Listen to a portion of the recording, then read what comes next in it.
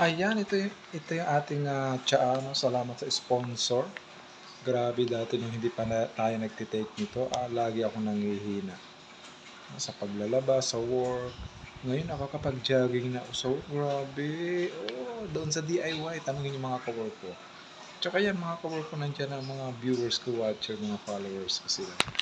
Nakapag-jogging tayo sa loob 'no, tapos, iwas soft drinks at, sinamahan ko ng mga saging, yan, ganyan. At tapos siyempre sinamahan ko na rin ng mga yung carrots. Ay, sarap. Tsaka mangga na hinog.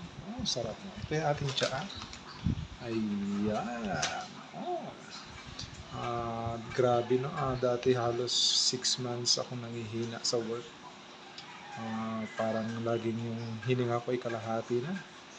Siyempre, hindi naman ganun kadali. Night shift na. 3 shift na kaming night shift. Pero grabe. Nung nag-take ako ng tsaa, lalo akong lumakas. Hindi na ako nanghihina, hindi na ako napapagod masyado. Ay, lagi nang malakas. I-try nyo na rin. Japanese tsaa. Bili kayo, no? Japanese tsaa. Sarap. Sinamahan ko na rin ng mangga, tapos, yun nga, yung saging. Ay, thank you sa sponsor. Ayan, magpapadala daw siya ng bag sa akin, saka jogging pants, jacket. Ay, sarap, short. Nasa Japan yung ate ko. Ay, salamat.